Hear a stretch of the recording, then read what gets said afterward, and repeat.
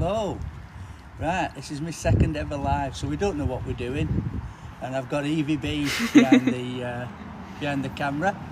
So if you've got any questions, fire away. Okay, let's start at the beginning. What we're doing, I've got a friend called Steve who's got a really very busy garden. He's got everything in it, so I thought what I'd do is I'd go through and talk about the plants he's got in his garden. First one, Californian lilac, Ceanothus.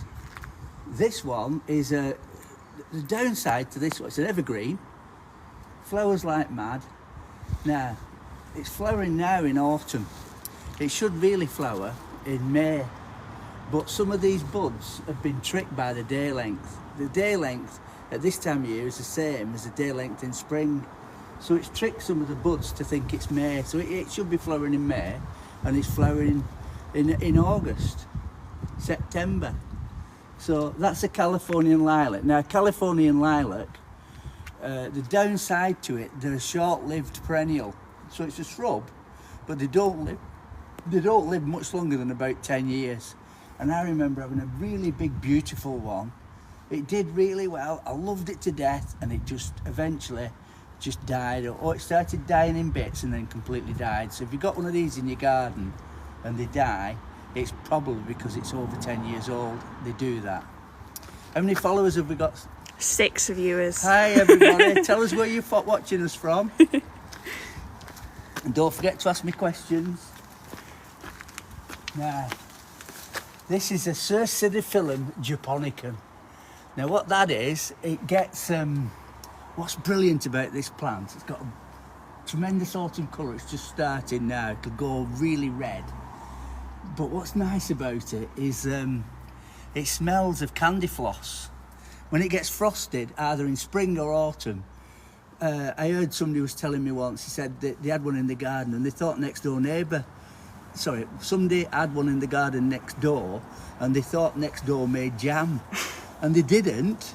It was this smelling of candy floss. It's got a really sweet, lovely smell when it gets frosted. So that's an interesting thing about Cercidophyllum japonicum. Now, here we go. This is English ivy. This is common English ivy. Now, when an ivy's young, that's the shape of its leaf. So, I'll pull it off. There you go. That's a traditional ivy leaf. This could be a variety that's been bought, but that's very similar to a normal English ivy. Now, when an ivy gets old enough, it's usually about 10, 15 years old, maybe 20. The leaf shape changes and it goes from that 5-pinned palmate type leaf to a diamond-shaped leaf. And that's because it's gone adult. So this is the juvenile foliage. This is the adult foliage. Now, the adult, what happens to the adult is if you take a cutting off that, of the adult, it doesn't go back juvenile, it stays adult. And those are the flowers. Now, what's important about ivies, people hate ivies. I'm always getting people saying, I hate ivies, I don't want ivies in my garden. But what's really good about ivy is it's one of the latest flowers to flower for the pollinators. So the bees and all the other pollinators at this time of year, September, October, they love to feed off that. And then when it's finished flowering, you get the berries on them. And when the berries go black, the pigeons and a lot of the birds feed off it as well. So please, if you're going to cut your ivy back, don't cut it back at this time of year. Leave it for the bees and the pigeons. How many followers now, Evie? We've got 38. We've got a question, actually. Oh, a question. Go on. When would you say is the best to cut back hydrangeas? I don't cut them back. I leave them with flowers on all winter. Because when they get frosted and you get all that little twinkly frost all over them, the dead flowers look beautiful. You can cut the dead flowers off and put them in a vase and bring them in, and they look lovely as well, but I wouldn't cut an hydrangea back until next year. And then all I do is I cut all the dead flowers off, and then I cut all the dead tips off, just down to where it's alive, and that's all I do. The harder you cut a plant, the harder it grows back. So if it's too big, a lot of people say it's massive, it gets too big. So you cut it really, really hard back, and then what happens is all you're doing is you're unbalancing it. All the tops and the bottoms are always equal, So if you unbalance it and cut it really hard back, it's going to really grow hard back. So what you need to do is, if you want it smaller, trim it lightly. Don't whack it hard back. Great. I've just spotted a weed here, which is actually a weed is any plant growing in the wrong location. So this happens to be an ash tree. Can you see it, Eve? I can. Now, can you see the buds? They're black. Mhm. They're black like a piece of ash. Now, there's a disease going around the UK at the moment. Ash dieback, it's called. So ash trees, we're going to lose all our UK ash trees. So although this is a weed, I'm leaving it obviously because it's a survivor. Okay, let's have a look what's next on the. We've got Hypericum hidcoat. That's some people call that Rose of Sharon, but there's another name for it as well, so St John's wort or something. But that has a big yellow flower, about that sort of size. Dead easy to grow. This plant will grow anywhere. You can see it's growing in a bit of dirt at the side of the road, and it will literally grow anywhere. It's bulletproof. It's as hard as nails. You can chop it back. You can't do a lot wrong with that plant. It's easy. Another question. Okay. When would you say is best to prune roses? I chop them down by half in the autumn to stop them just to stop them flapping around in the wind, and then I cut them hard back when you think the frosts are nearly over. If you cut them too soon and they start shooting, if you get a mild spring and then you get a late frost, then young tips can get frosted. So what I do, you don't need to take that great big framework through the winter because it's just going to whack around in the wind. So you just literally just chop it in half. It doesn't matter. You don't have to think about it going in the autumn. Just stop it. Just make it stiff like that. Fab. And then in the spring, go harder and go to an outward facing buds and make a wine glass shape. And you cut it harder in the spring. In sort of February, I'd say February, March is when I prune roses. We've got 2 more questions. You ready for them? Yeah. Right, first one. Any advice for out of control bamboo? Well, it depends which bamboo it is. If it's the one with if it's a clump forming bamboo, all you can really do is try and dig around the bottom of the roots and dig the bamboo out. You can buy a bamboo barrier, which is like, it looks like, for sake of looks like a piece of conveyor belt, really thick rubber, and you dig a trench around your bamboo, and then you put this rubber conveyor belt in. The roots never go down more than that, so you only have to dig down that far, put your rubber membrane in, and it will keep it in place. Another top tip I always say is you get your bamboo, you get a piece of it, put it in a pot, dig out your bamboo, put your bamboo in a big pot in your garden, and because the roots don't go down, they'll sit in that pot all the time. I've got a black bamboo in a pot, and what I did, it was a ceramic pot. I got an hammer and knocked an hole in the bottom, put it in my garden. It looks like this bamboo's in a pot, but it's not. It's rooted, so I don't have to bother watering it, and it doesn't spread because the roots, the rhizomes never go down.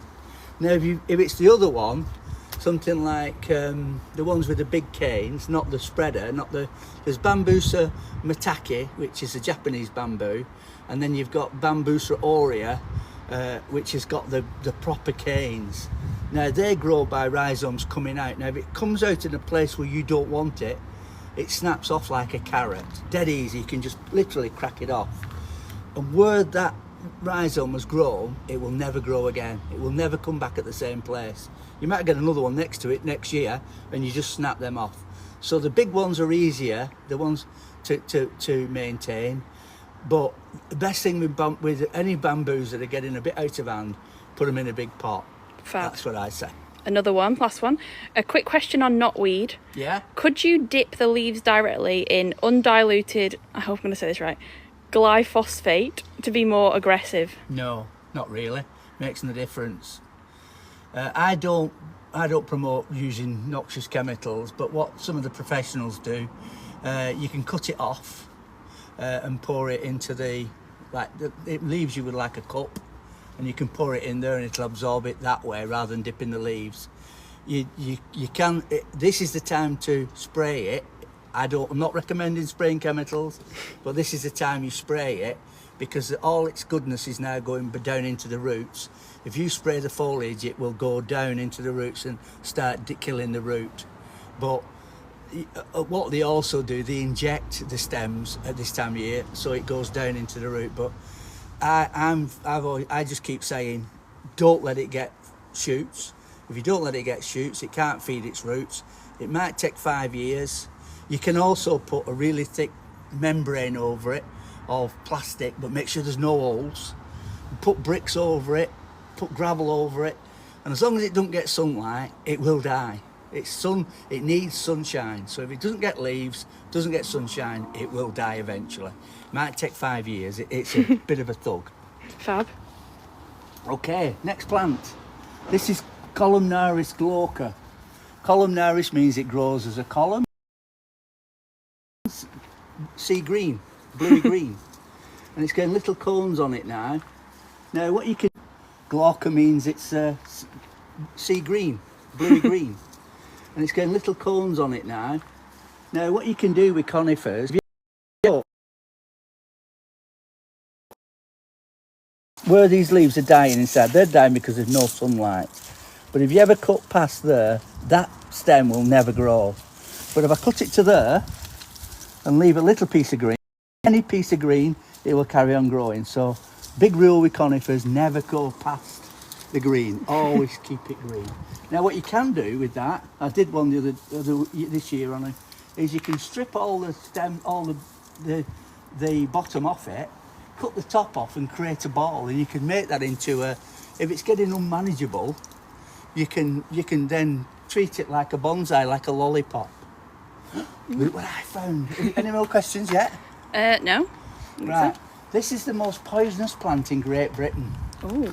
Every single part of this plant is dead poisonous. This is English.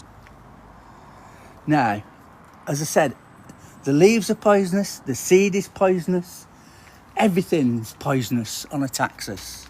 But there's one part that you can eat, and that's sweet. I hope you can eat that. The jelly round the seed, sweet as honey. And there's the pit. Now you could grow a new yew tree from that.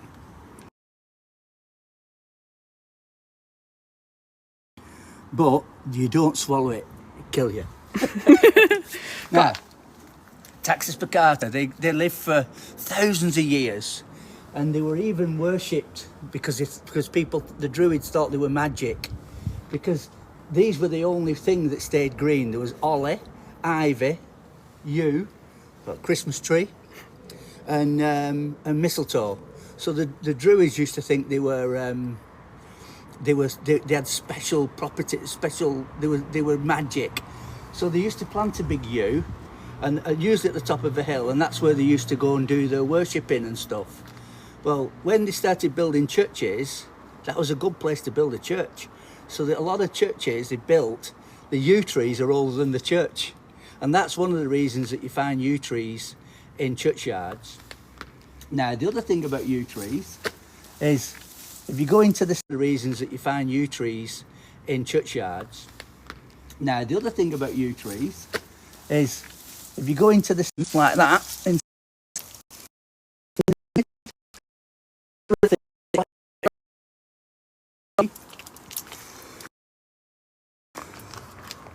when you cut into the branch, you'll find it's got a dark, I think it's a dark sort of reddy brown heartwood, and you've got a light green softwood. And these two woods, one, it's the dark one, doesn't like being compressed, and the other one doesn't mind being stretched. So what they used to do, they used to make a longbow. The English longbow used to be made out of yew tree, and it was made out of those two different woods, so that when you pulled it, the one that didn't like being compressed was on the inside, and the one that didn't mind being stretched was on the outside, to make the longbows out of. And when they found the skeletons of some of these longbow people, because they started pulling the longbow from when they were young, this arm here and this side of the body was massive to pull the longbow back. And another thing they used to do, which I didn't know, I found out, which was interesting. They used to use germ warfare. They used to get the arrows, and they used to stick them in horse poo and sheep poo and all mud and rubbish and anything dirty, so that when they fired it and it went into somebody, even if it didn't kill them, eventually they'd be injecting them with horrible stuff. They didn't have any antibiotics in those days, so they probably died of the wounds a lot later. And they always said that if you kill somebody in battle, they'll step over them. If you injure them, it takes 3 people out, the injured person, and 2 people carry them off the battlefield. So it was better to injure them than kill them. So that's where the yew tree comes in. Okay. Nice. I've got another question. Yeah. I hope I say this correctly. How to get rid of mare's tail? Mare's tail, that's Equisetum. That's been around since dinosaurs. It's millions of years old. It's a survivor. The roots go down up to 2 meters, and it is very, very difficult to get rid of. It's almost as difficult to get rid of as Japanese knotweed. But all you do is you keep pulling it up constantly.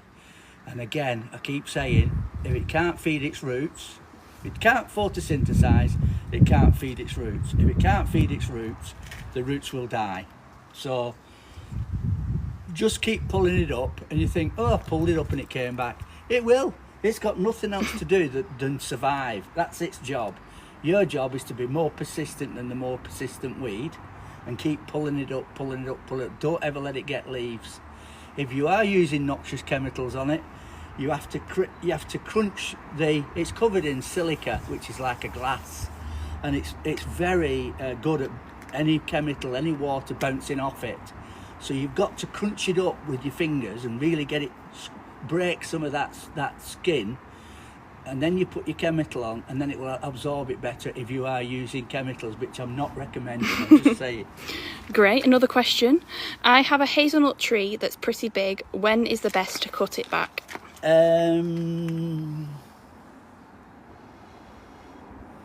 Well, the fruit, you get your catkins. I would see you don't. It depends how hard you want to cut it back. You trim it. You can trim it, but just to you can trim it when you want. Is the answer with an hazelnut tree. You can cut it down to a foot high and it will grow again. But if you want hazelnuts on it, it fruits on the wood that it produces this year. So it'll produce wood this year. Then you'll get your little catkins on it, and then the flowers of the hazel are a little bit further back. They're a little tiny red flower. You have to really look to find them. And then it pollinates each other by dispersing pollen on the wind. So if you cut it back now, well, you don't need to cut it back now, you could, but if you cut it back, say after Christmas or in the early spring, you'll be cutting all the flowers off, so you won't get any fruit. And if you cut it back really hard, it will grow back really big. If you trim it lightly, you've less chance of it growing back really big again, and also you might find that you get a little bit of fruit on it again next year. So I'd say if you're hitting it hard back, you've got to do it after Christmas, but before the longest day. If you're lightly trimming it, you can do it anytime from now until spring really, but you might lose the flowers. Okay, next one. This is a Cupressus macrocarpa, probably Goldcrest. Now it smells of lemonish.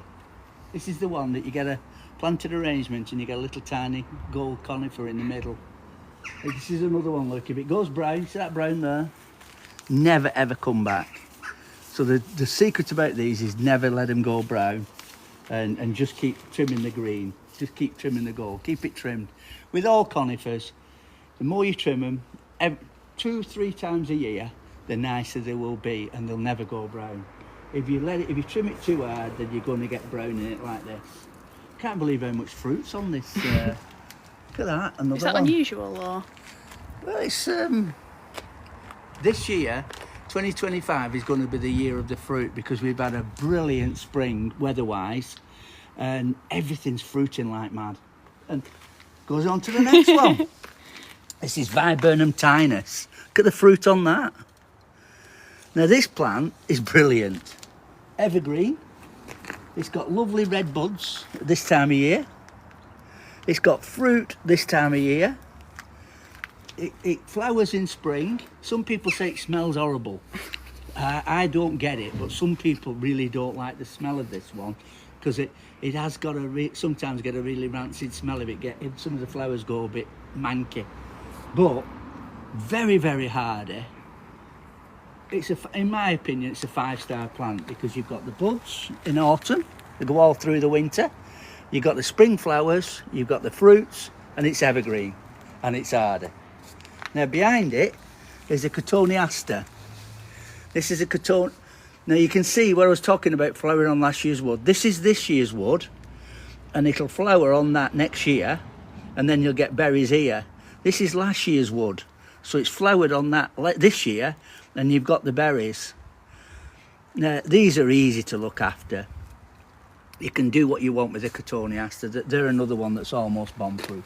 But look at the berries on them. They're almost metallic, aren't they? Lovely. This is Viburnum tinus, and the best variety to get for that is Eve Price. Eve Price? And Eve's behind the camera.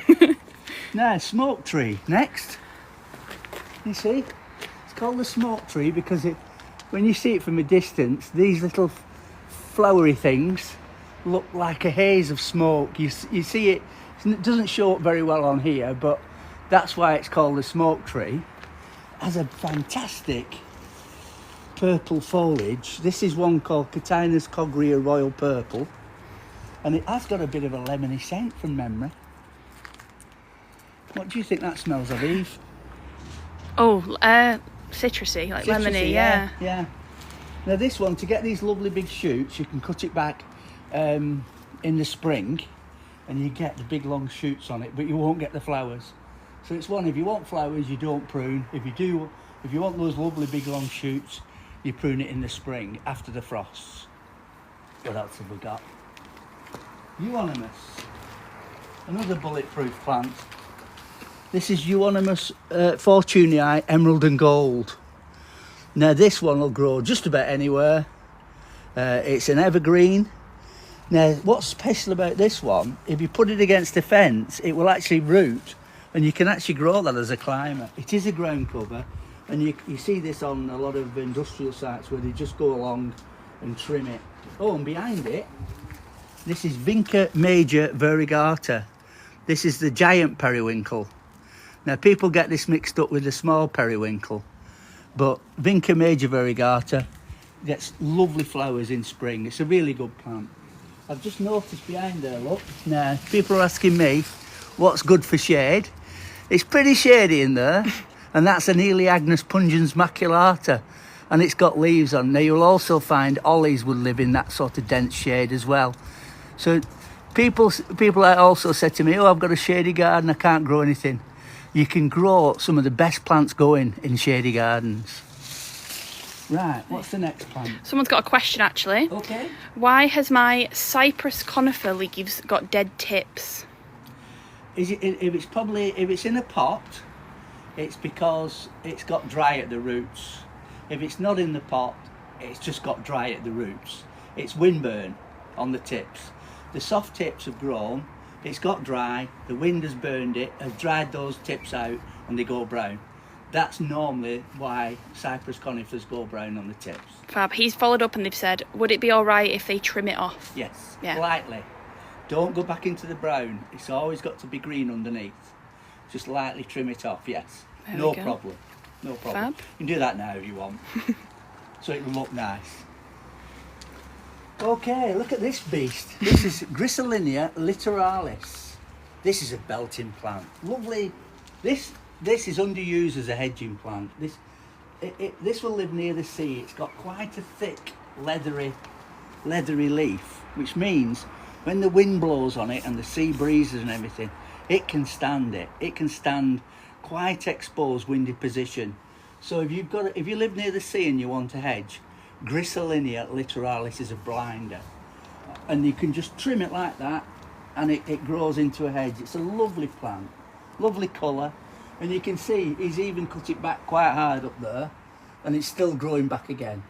So bulletproof, good plant. And most of these looks like they've been put in by the builders when they built the house, and they're very, very hard. Right, see what we've got over there. Look at the ivy. That's going back to what I was saying about juvenile ivy. That's juvenile ivy, can you see? Mm-hmm. It's going a bit crazy. Yeah, well, you can just trim that round, no problem. But if it's going up a wall and you don't want to go up into the eaves and spoil your house, I always pick a line on the brick and say, right, ivy, you're not going to go over that line. And I get a knife and I cut off your secateurs first, and then every time it tries to grow past that line, trim it. And then you can have a nice thick bushy ivy up to a certain level, and then no more. That's what I do with ivy. Somebody's asked what compact conifer is that? And I don't know. I'm guessing it's that one, yes. Yeah, this is a Thuya. Is it a Thuya plicata? I know it's a Nana aurea. Thuya orientalis Nana aurea. This has got a lovely smell to it. This smells of I don't know if it is. Now I've said that. Yeah, it is. It is a Thuya. I think it's a Thuya. I know it's Nana aurea. Nana meaning small, aurea meaning gold. It could be Cupressus horizontalis Nana aurea, something like that. But it's a lovely, that is a beautiful conifer. But any conifer you plant, this could be a cheap gold crest. As long as you keep trimming it 2 or 3 times a year, you can grow anything and make it look like that. But you just don't let it get away from you. Let it get away from you, it's spoiled. I was just wanting to do this. This is a Euonymus japonicus albomarginata. Now, the Euonymus japonicus is a spindle tree. Now, what's happened to this one is it's gone back to Euonymus japonica, the common one. So this, it's called reversion. If you go and buy a variegated plant and then you get a big lump of green coming out of it, you should cut that green bit off. The reason you do that, this has got more chlorophyll and a lot stronger than the variegated, because this has got smaller leaves with a bit of green in the middle. This has got bigger leaves, completely green all over. So this is the normal one that grows in the wild. This is Euonymus japonica, and now this one is Euonymus japonica albo meaning white, albo marginata. So it's the one with the white margin. But if you left that growing like that, as you can see, this is a lot stronger. It's going to go like mad and it'll take over. So you really should cut that green bit out there. Okay, look at the cones on this. Nice, isn't it? Mm. This is another Euonymus. I think this is Euonymus microphyllus aurea. Microphyllus meaning small foliage, aurea meaning yellow. This is japonica again. This is another japonica. That one that was on the ground, that's Euonymus fortunite. That's a ground cover. This is a seed, Picea excelsior, common Christmas tree. Now the thing with Christmas trees, where it's brown at the bottom, that one's taken out. It'll never come back. He's got this in a saucer. He tortures this one. He takes it in the house and uses it as a Christmas tree. He's had it now for about 3 or 4 years, and you can see, I can hear it screaming, "Help me, help me!" But it's doing its job. It's been a Christmas tree now for 3 years, and it's a Christmas tree again. But you can see it's struggling. That's why the extension growths are so small, and even the leader, you can see that was when it was growing in the field there. It grew a foot, and then next year it would have grown even about 2 foot. But it got dug up then and planted, and it grew 2 inches. And then it grew another 2 inches, and this year, do a little. Might be thing. the end of it this year. No. Give it a good home afterwards. Go and plant it somewhere. Got a question while we're walking. Okay. How to get rid of sawfly on roses? They're currently using soapy water at the moment. Yeah, garlic spray and soapy water is the biological way of doing it. Yeah. So if you boil a garlic, take the horrible pungent water off a garlic, pour that in a spray bottle. It's the smell of the garlic that the insects don't like. The soapy water is only for killing the sawfly, and the sawflies are not there when you're spraying it. So to get the sawflies to not come onto your rose in the first place, spray the foliage with a mixture of soapy water and garlic spray. Now I'll just walk past this here. This is a fuchsia fruit. When fuchsias flower, they get fruits on them. They are actually edible. I'm not going to eat it because they don't taste very nice, but they are edible. So if any kids ever eat them, don't worry about it. And then this is a pelargonium in the top. People call them geraniums. Now its other common name for this is a crane's bill, and I can show you why it's called a crane's bill. You see the crane's bill? That's its beak, and there's its crane's head. I'm deadheading it because you should deadhead flowers to stop them producing fruit, and then they'll produce more flowers. But this hanging basket's coming to the end now. But it's had his money's worth out of it, hasn't it? Right, let's see what we can find. I've got a question with the garlic water. Okay. Someone said, does the garlic water work with aphids on an apple tree using soapy water? They're using soapy water at the minute, but would it work on aphids on an apple tree? It will. Fab. Yeah. Quick answer. This is a buddleia. Now, buddleias are murder for self-seeding everywhere. So what I always do at the end of when it's flowered is that's when I trim the buddleias up into a nice shape again, and then they tend to shoot and put flowers on next year. But that's a pretty big buddleia, that. Now this is a spindle tree, Euonymus, gone at my head. But can you see it's got spindles on? It's called a spindle tree because you see the corky wings on the stem. As it gets older, if you look down the stem down there, look at the corky wings on the stem. As it gets older, if you look down the stem down there, look at the. Well, that is how you make cork. This is. That's what spindle. That's why it gets its name, spindle.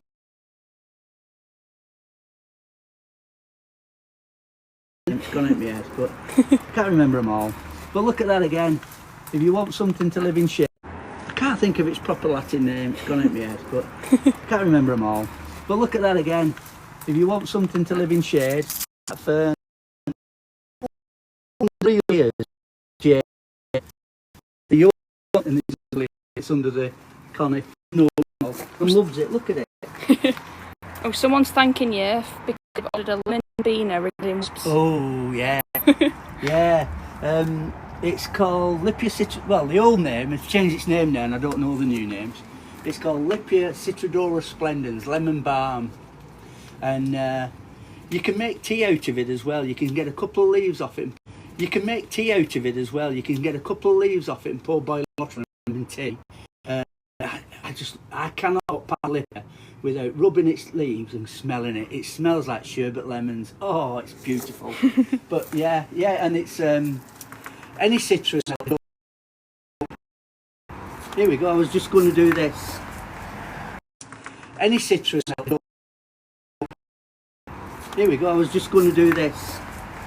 Now this is a hosta. A few slugs. But this is Steve's garden. What he has normally, a bottle in the garden with garlic spray that I was telling you about. It's gone rancid and smelly. I can't just see it. It's always knocking around.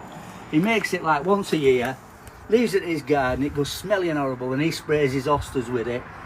But it's always knocking around. He makes it like once a year, leaves it in his garden. It goes smelly and horrible, and he sprays his hostas with it. But when it rains, it does you in it. It don't like.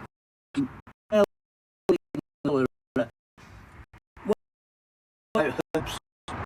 Herbs have been linked in anything we like to eat, rosemary, lavender, sage, classes of herbs, like the taste of, they've all been designed to design jar spray, anything, rosemary, lavender, anything you want, it might smell a bit nicer. Boil it, make it into a infusion, pour the infusion into a spray bottle, and that's what Steve does, and it keeps his oysters clean. These are flower spikes. Now what I do with flower spikes on oysters, I take the seed heads off just in case to produce any seeds. That one hasn't. Seed heads off just in case to produce any seeds. That one hasn't. And then you let that all die back into the ground. And in the spring they look like little cows all coming out of the soil. You can lift that this autumn. You can get a couple of forks or even a spade, chop it in half and move it and redo the soil, redo the soil, make the soil all nice again. You can do this with any basis. Put your plant back in, and then put this with a base every 4 years. And the Victorians used to have the herbaceous borders. They used to lift them, split them, rejuvenate the soil, and put it, maybe even the water of the original back. And they've got 3 plants that they can plant somewhere else on the grounds. Okay, here's another hoster. Maybe even the water of the original back. And they've got 3 plants that they can plant somewhere else on the grounds. Okay, here's another hoster. Oh, I forgot the name of that one. Okay, here's another hoster. Oh, I forgot the name of that one. Cibola marginata. Margin means this one. Albominata. Albo means see there. Sorry. Voice in it. There's a Lysimachia. There's a lot of a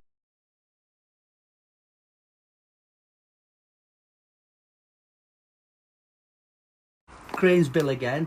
Now the other crane's bill is a pelargonium. This is an herbaceous geranium. This is what lives in your garden. One of the best plants you can get. And what I do with this now, let it finish flowering in the autumn, let it die down, and then you can just go across after the winter. Leave the canopy on because the canopy is protecting the roots. But this is as hard as nails anyway.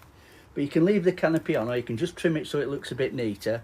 And then in the spring, you just go across and you can cut every single bit of dead growth off, and it'll come from its roots. This is an herbaceous perennial. All these now, I'm going along here, are herbaceous perennials, which means they grow, flower and die back to ground level and go under the ground for the winter. That's how they survive, and then come up every spring. There's a sedum. Now sedums are an alpine, and if you want to propagate these, you just pull that bit off there, stick that in some soil, it'll grow. They're using these on top of roofs now for green roofs because they're an alpine. Now, alpines like to be they like to be cold and they like to be dry, but not too dry. Because you've got to imagine where they live in the Alps, alpine. They live in cracks in rocks. So they get rained a lot, they get melted snow coming down on them, but they never sit in water. Water just runs through them. Cold doesn't bother them, but the only way you can kill alpines is drown them. But look at that, it's just hanging on with 2 roots there. They're amazing plants, and that has a big yellow flower on the end in spring. Really nice plant. And this is one of Steve's helmets.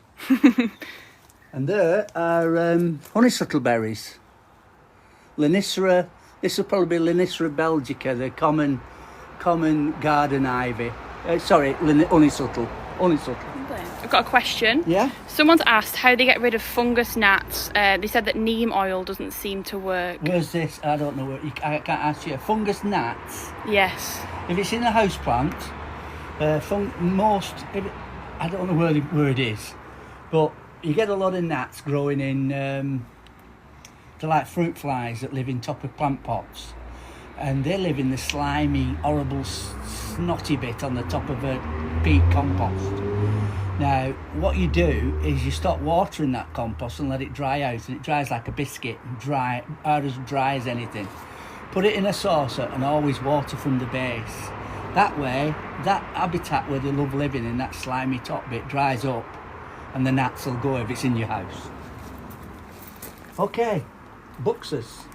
That's a Buxus sempervirens. That's what you see everywhere, clipped in a ball and a cone. Steve's just grown that as a monster. There's a lot of people getting Buxus blight now, and a lot of people getting Buxus caterpillar. So I think Buxus as a plant is going to go out of fashion because they're getting absolutely decimated now with caterpillar and blight. This big thing at the back is a Physocarpus. You normally see that about 4 foot tall. Another nice one of that is Physocarpus, what's it called? Diablo, the dark purple one. That'll more than likely be Physocarpus aurea. There's another yew tree, Taxus baccata. This is a sedum, Sedum autumn joy. This is another one for late pollinators. As you can see, it flowers in autumn, autumn joy. And that's another one which will die back to ground level in the spring. And usually you can quite often see it starting to, no, it's not growing yet. But it's quite usually a good idea to leave some of the sticks, when you put it back in the spring, leave some of the sticks sticking up, and that gives something for the plant to rest against. Because he's cut it really hard back, it's grown up and flopped in half. Now, these things here are brilliant. I noticed he had some before. Where are they? Where did I see him? He's got some like metal rings. Can't find it. They're like metal rings that supports that go in and hold them up. So you can put a ring round it early on in the spring if you're going to put it hard back. This is, oh, there you go. That's why you take your flower heads off. That's a fruit on a hosta. See again.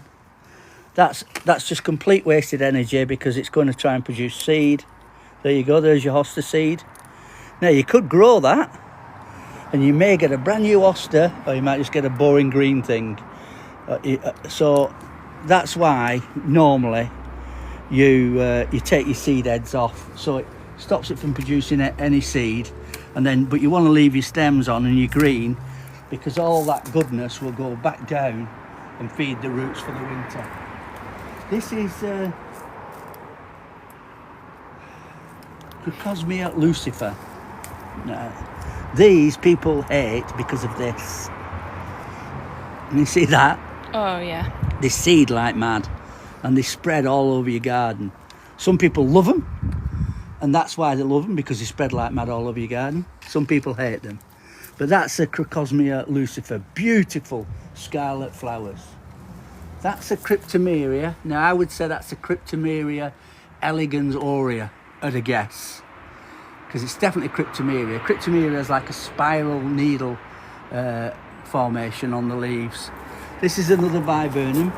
You can see he's trimmed it, so it's not flowered. It's got no fruits on it like the ones at the front. Oh, this is one of my favourite plants. This is Prunus Kojunomai, which is dancing butterflies or whirling butterflies, something like that. And it's a miniature dwarf cherry tree which gets absolutely covered in little pink flowers. You won't see that plant for pink flowers. Looks really good in a container, in a pot on your patio. It's a lovely plant, as long as you don't let it dry out. And that's where I've just done a video today, which will be posting probably tonight or tomorrow, on an automatic watering system. I've just been sent a solar powered automatic watering system that you can put into a water butt, and you can set the timer so that when the sun comes, when the plants need watering, it will switch itself on every day. You can have it coming on every day, every 2 days, every 3 days, or every 4 days, and you can have it coming on for 5 minutes, 10 minutes, 15 minutes, 20 minutes, and it's got little irrigating pot things that go in every single pot, so you won't ever get a problem with something like that drying out, because if that ever dries out, it's going to drop all its leaves and it's going to look horrible. There's a smoke tree again. That's Catinus cogrea. That's the green one. Now there are some golden ones as well, like Grace and various varieties, but that's what a smoke tree looks like. Right, this is the Hypericon that we saw at the front. That's the flower. St John's wort, I think they call it.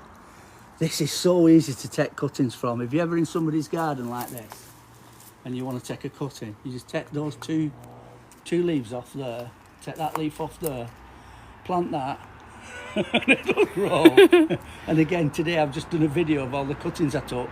I'm going to shove that in a pot. I did a video of all the cuttings I took, and every single one's grown. So that's what you do with that. Right, that one at the back is somebody's been butchering it. It's not very well. Somebody's been chopping at it, and it's got a bit of disease, I think, in the stem. So those dead stems weren't taken out. And this is it's called Phytinia Red Robin. Beautiful red shoots in the spring. What's the best thing to do with them is don't let it grow big and chop it down. Just keep trimming it. Let it grow in the spring. Trim it into the ball that you want it to be, and then it'll grow all these little red robin breasts all over it. It'll look like little robin's breasts. Completely cover it in red. Leave it then for the summer. It might flower if you're down south. Up north it never does. And then leave it all winter, and then in the spring trim it again. Keep it into a nice shape. Don't let it go too big and try and chop it down. Doesn't like it. Another smoke tree, apple tree. Very hard to tell you about the apple tree, but you can see that it flowers on wood that it produced last year. So the flower spurs are lower down, and those long water shoots there, they're just trying to get the height. So what I do with them, I cut them back. Can you see? I don't know if you can see, but you've got this year's growth at the end, that long big shoot, then it stops and goes bushy, and then you've got one shoot and then it stops again. That's 2 years growth. Well, you're going to get flowers next year in that bit there. So you want a piece about that long up there for the year after. That's how you prune apple trees. I don't know who's ever going to eat them. That's a thuya, and these are thuyas. These are thuya, I think they're thuya smaragd, them. Good plants, thuyas, really good. Right, clematis. I think it's either Flammula or Vitalba, that one. This is a species clematis, not like your hybrids with your great big flowers. But look at the amount of flowers he's had on it, and it's still flowering. And right at the back there, I don't know if you can see it, you've got a Mahonia japonica. You see with the prickly leaves like a holly? Mm-hmm. That's a Mahonia japonica, another plant that's very, very hardy. And then sticking up at the top there, that's a Magnolia grandiflora.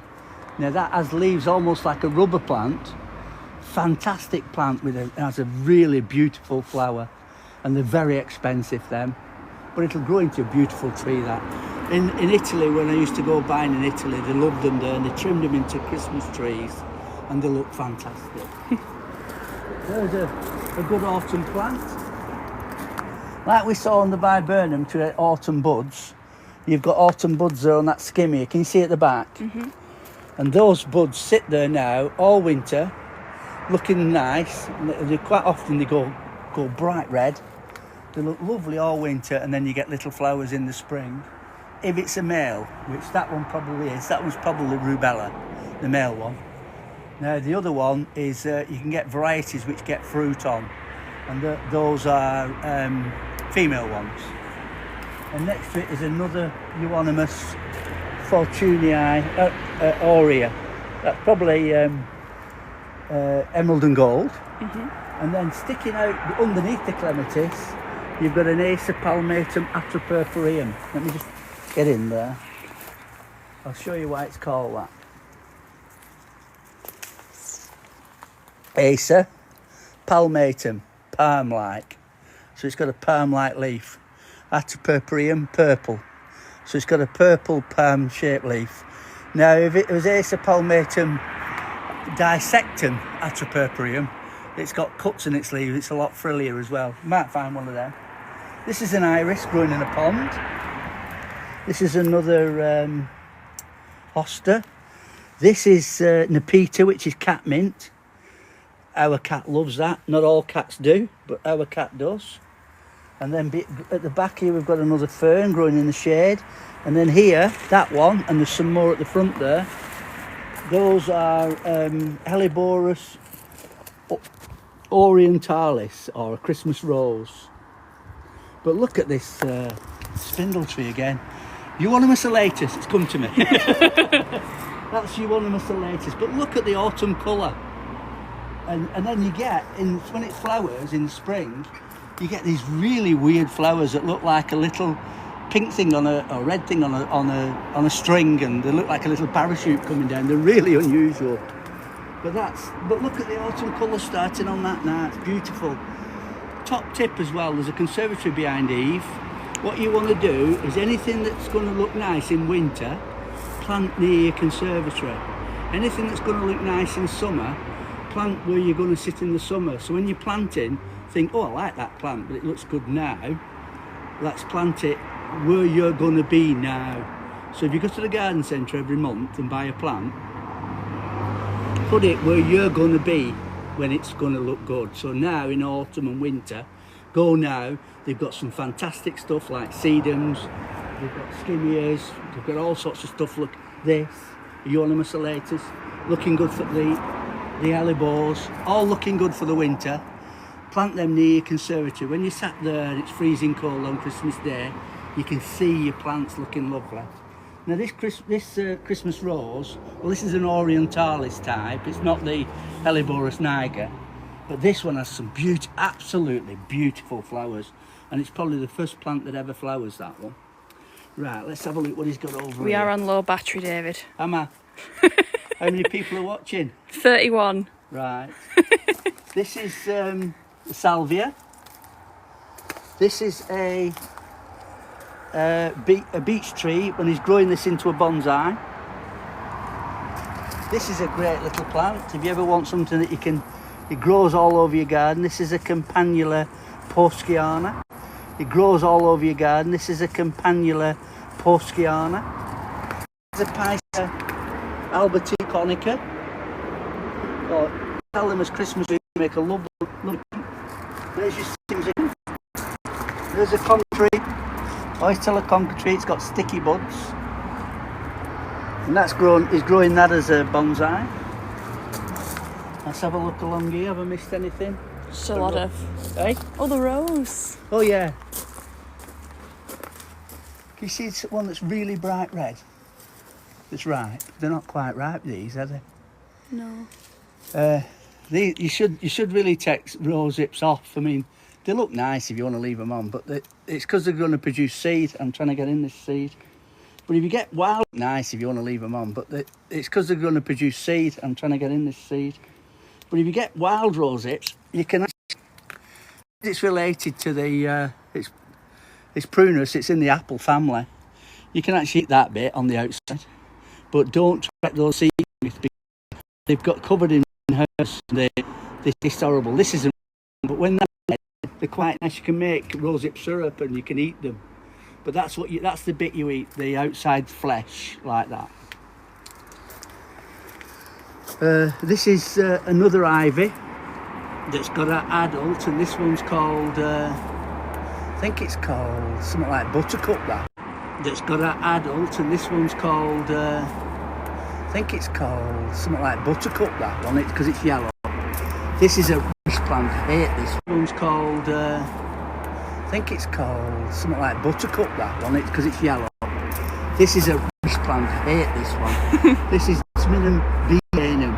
Just, and I hate this one. This is Jasminum bianum. Just, I don't know why people grow it. Not even talk about it. Right in the middle, so it's called idiot vireo. It's got blackberries sticking over the world. There's another geranium. There's another geranium.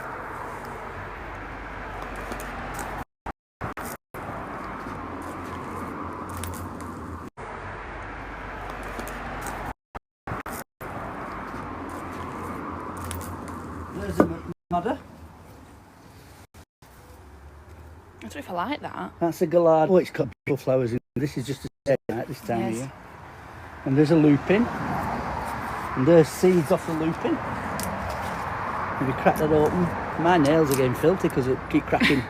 Look at all the lupin seeds there. So you plant them, you get hundreds of lupins and they're all different colours.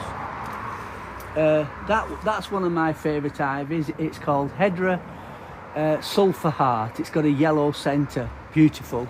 And this is a beautiful acer he's got here. That's a stunner. This one here is a mountain ash tree, a rowan tree, but it's obviously a variety because it's got yellow berries. So the varieted ones you buy from a garden centre quite often aren't the ones that you find on the mountain sides. Look at the autumn colour on this. Again, one of the best autumn colour plants you can buy. This is a Viburnum Mauritii, or wedding cake plant, as it flowers in tiers.